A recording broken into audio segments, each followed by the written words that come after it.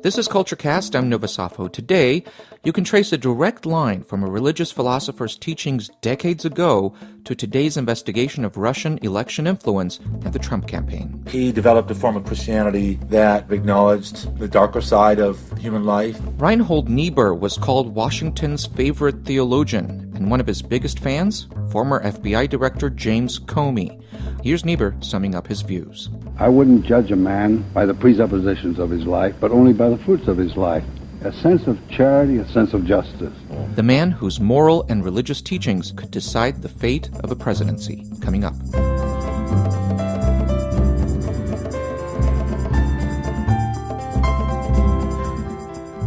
CultureCast is a production of Chicago Radio Works. You can subscribe on iTunes, Google Play, Stitcher, or the TuneIn app. You can also listen on our website, culturecast.org. Welcome to CultureCast. I'm Nova Safo. A philosophy we abide by on this podcast is that culture informs our everyday lives and is informed by our lives. So today's story really caught our attention. It's about religion, it's about America's past, and its present. The story begins with former FBI Director James Comey and his Twitter account. Comey used a pseudonym, Reinhold Niebuhr. Now, that name doesn't exactly roll off the tongue. Niebuhr was a theologian, died 4 decades ago, but in his time, he was a rock star, an influential thinker during World War II and the Cold War. Many of our current world leaders still mention Niebuhr as an influence. And it was highly significant that Comey, fired by President Donald Trump over investigations into Russian election meddling, chose Niebuhr as his Twitter name. It tells us something about Mr. Comey's mindset and his thinking. Stephen Weitzman is a professor of religion and has written about the Comey-Niebuhr connection and how that potentially influenced Comey's actions, which traces a direct line to today's special counsel investigations into the president and the charges that have already been filed. Weitzman spoke with us from the campus of the University of Pennsylvania, and he started out our conversation by talking about Comey back in his undergraduate college days, first learning about Niebuhr's teachings. He had been a religious studies major in college. He studied at William & Mary, and actually I knew one of his professors there. And so I wondered why he used Reinhold Niebuhr, and I quickly discovered that he had written his undergraduate thesis on Reinhold Niebuhr. And I realized that he had used that Twitter account name because he has some deep and abiding engagement in Reinhold Niebuhr. So I realized there was something going on there in terms of his thinking. It wasn't just a random name. Now, I understand that Reinhold Niebuhr is one of his most influential and probably seminal works is a book he wrote very early in his career, and the title of it seems a little provocative in terms of what James Comey might have thought his place was in the current world. The book was called Moral Man and Immoral Society. So that's a little provocative. Who was Reinhold Niebuhr? What was that book about, and what was his influence? So Reinhold Niebuhr is one of the most influential American theologians coming out of mainstream Protestant Christianity. He was born at the end of the 19th century and he died in 1971.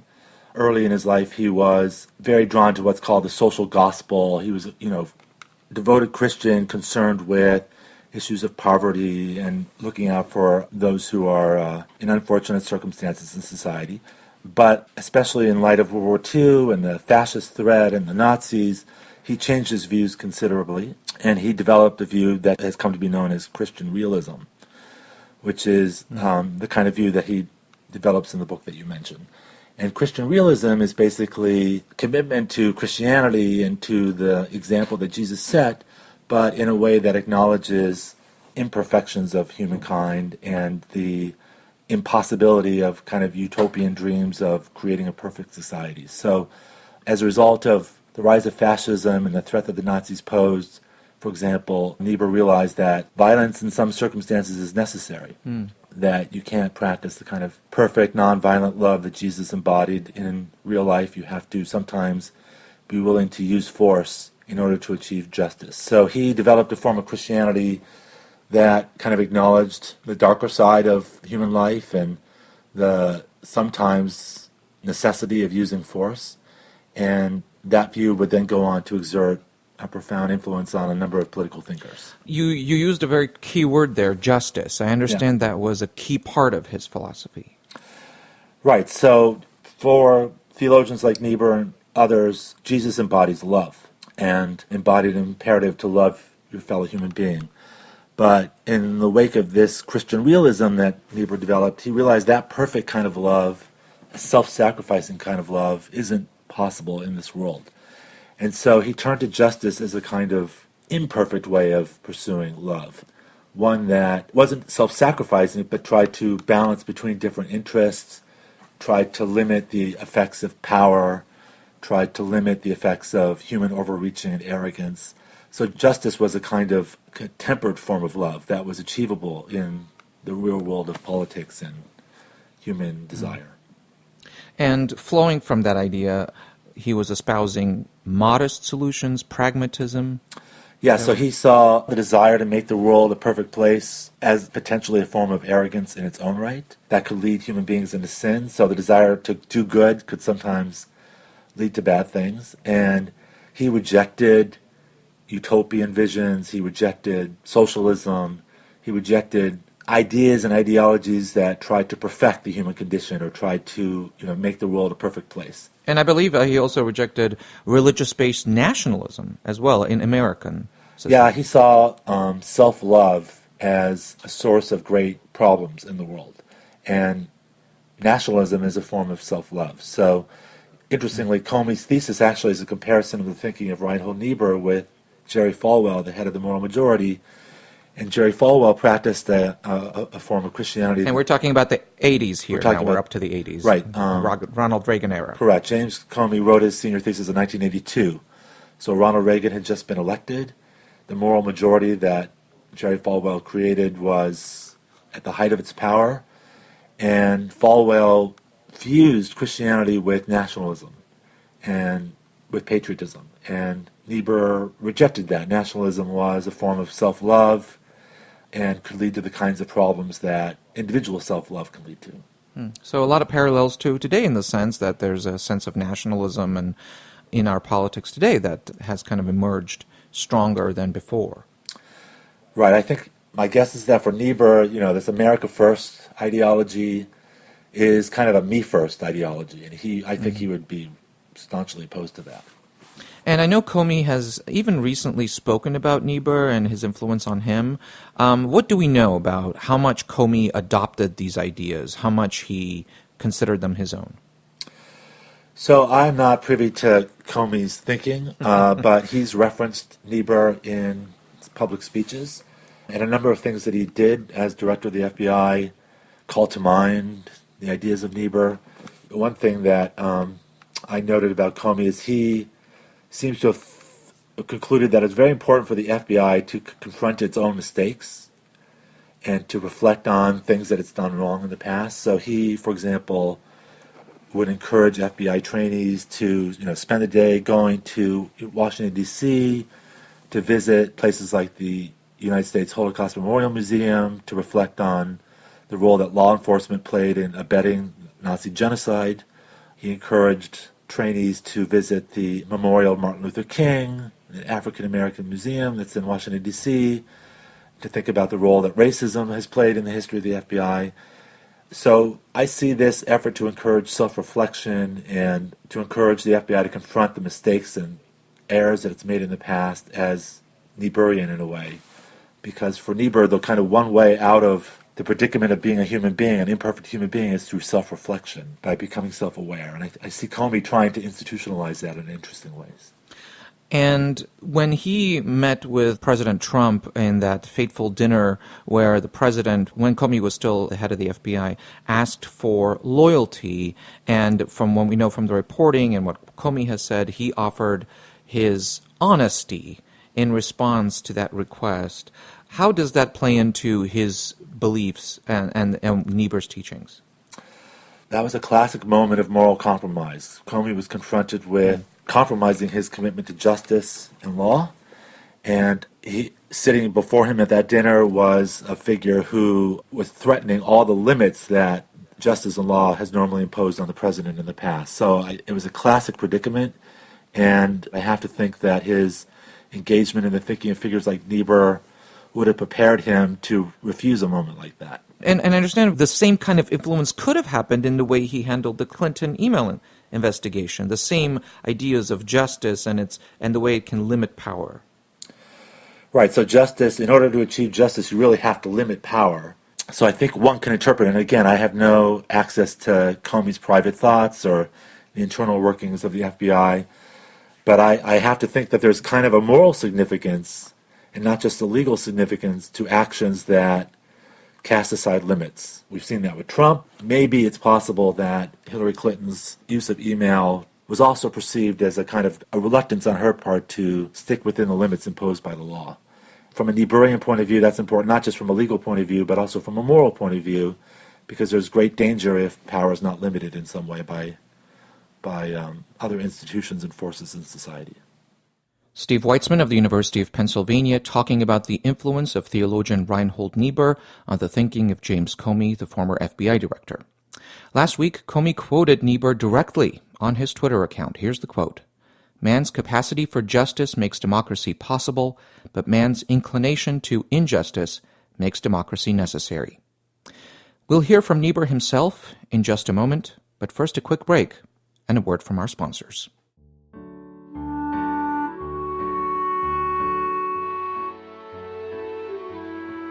CultureCast is brought to you by Millennial Smartphones. Without them, who are we?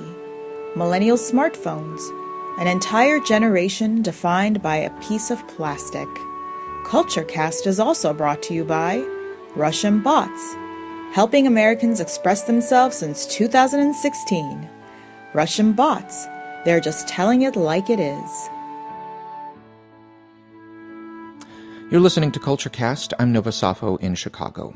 We're talking about James Comey and the theologian Reinhold Niebuhr, a Protestant minister, a critic of religious nationalism that was sweeping America during the Cold War. In 1958, the late journalist Mike Wallace held a wide-ranging interview with Niebuhr. We're going to play you a couple of Niebuhr's answers to Wallace's questions, and these answers give you a good sense of Niebuhr's teachings. The first answer came to Wallace's question about atheists. Is an atheist less than a Christian, Wallace asked. Here's Reinhold Niebuhr's answer. I wouldn't judge a man by the presuppositions of his life, but only by the fruits of his life. And the relevant fruits are, I say, a sense of charity, a sense of proportion, a sense of justice. And whether the man is an atheist or a Christian, I would judge him by his fruits. And I have, therefore, many agnostic friends. Wallace then pressed further. Is a Christian, though, more valuable than a person of a different belief? For context, this was a period of time when American politicians were telling people to find religion again, find Christianity again, as a way of fighting back against what was called godless communism. But here's how Niebuhr responded to that question. Certainly, anybody said, in the eyes of God, is pretentious. How do I know about God's judgment? One of the fundamental points about religious humility is that you say, you don't know about the ultimate judgment. It's beyond your judgment. And if you equate God's judgment with your judgment, you have a wrong religion. And those two answers by Reinhold Niebuhr give you a sense of the most important core of his beliefs, which were religious modesty and social justice as a form of expressing a Christian's belief in Christ's love here on earth. We're going to pick up our conversation now with Stephen Weitzman of the University of Pennsylvania. He co-edited a book that came out earlier this year. It's called The FBI and Religion. And we picked up our conversation there about the FBI's history with religious communities. The FBI's interaction with religion goes back to the very beginning of the Bureau. In fact, it goes back to before it was called the FBI. Before it was called the FBI, it was known as the Bureau of Investigation. And it first interacted with religious communities as a result of World War I. Because during World War I, there are certain religious communities, Quaker communities, other communities that were opposed to the draft and were thus potentially in violation of U.S. law, and as a result came under suspicion by the federal government, which began to undertake surveillance and in some cases intervened in or arrested people from those communities. Ever since then, the FBI has taken an interest in religious groups that it deems to be a threat to national security. In World War II, that was other religious groups that were opposed to the draft, also Shinto and Buddhist priests because of their association with the Japanese, And then during the Cold War era, it was religious groups that the federal government thought might be in cahoots with communism. A very important player in all this is J. Edgar Hoover, the longtime director of the FBI, a former Sunday school teacher himself, who wrote about religion, had religious views of his own, and really cast the Cold War as a war between a godless secularism and the Judeo-Christian values that America represented in his mind. So Hoover, really added a religious dimension to everything that the FBI did, and although that ended with his death, there are ways in which the precedent that he established continued on beyond his directorship. How did Comey try to counteract that? Well, one big difference, I think, between Comey and Hoover is this impulse that Comey has, this willingness to admit mistakes that the FBI has made in the past. I believe that Comey has a personal copy of a letter that Hoover wrote directing the FBI to monitor Martin Luther King. So I think that particular example has a lot of meaning for Comey. So I see the two figures as very different in that regard. On the other hand, Comey, when he was director, was very activist, and he injected a kind of religious language into some of his discourse. The Reinhold Niebuhr references are part of that. So in some ways they're similar as well. What do you think Reinhold Niebuhr has to teach us today? I have to say, I'm not sure I'm in agreement with Reinhold Niebuhr. I'm not Christian myself, I'm Jewish. So I admire and respect his thinking, but I'm not exactly sure I'm a follower. But there's two sides to Reinhold Niebuhr. There's the Christian realist side that has been important to political figures, not just Comey, but to Obama. Obama mentioned Niebuhr as his favorite philosopher. John McCain has referenced Niebuhr. So Niebuhr has played a very, very important role for a number of political leaders because he represents a way to combine realism and pragmatism with moral principle. So that's one side of Niebuhr. But on the other side, there's the prophetic side of Niebuhr, a side that's willing to speak truth to power, to stand up in the face of injustice. Niebuhr, for example, was very critical of J. Edgar Hoover and critical of the Vietnam War. So that side has come to the surface during this era, too, and I appreciate both sides. Where do your views diverge with Niebuhr? I think that sometimes realism has to operate outside the halls of power in order to achieve its ends. My wife happens to be a rabbi. She's very active in the community organizing movement.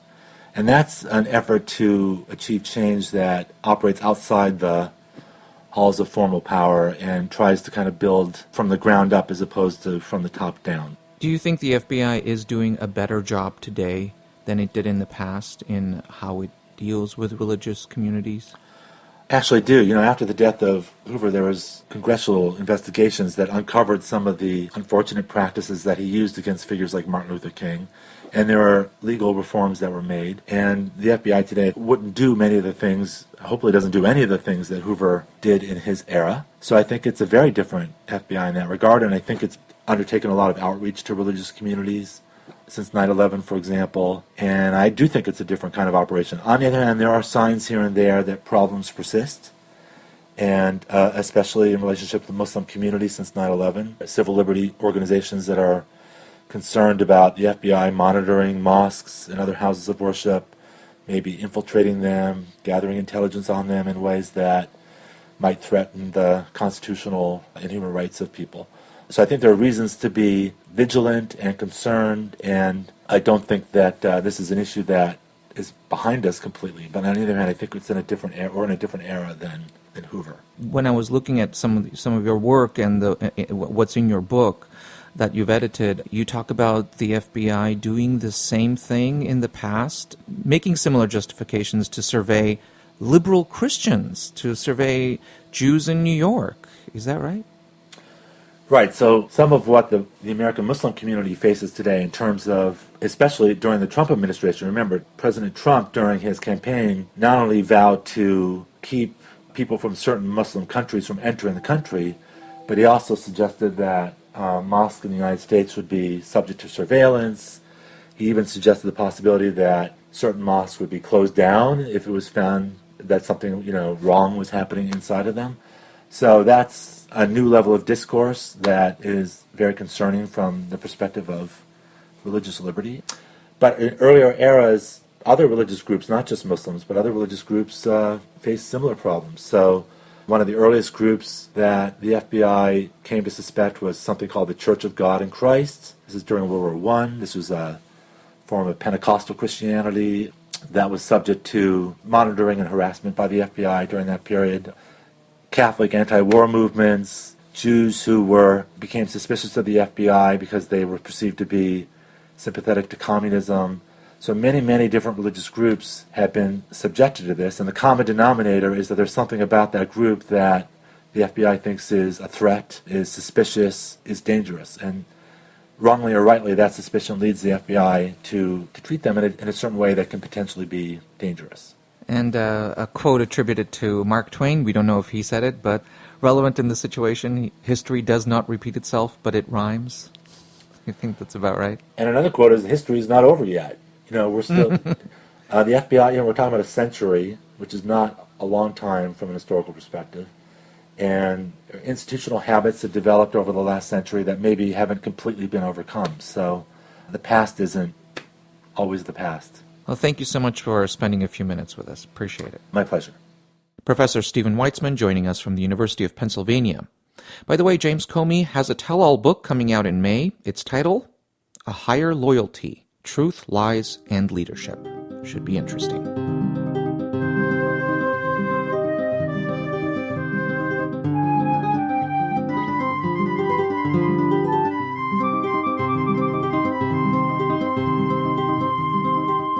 And that's CultureCast for this week. Next week, women as cultural and artistic leaders, and insights from Michelle Obama. In particular for women, as we're seeing now, finding that voice. Yes. It doesn't just happen overnight. Teaching children at a young age that their voice was valuable was important. That's our next episode. Make sure not to miss it by subscribing to our podcast. We're on iTunes, Google Play, Stitcher, or the TuneIn app. Just search for CultureCast from Chicago Radio Works.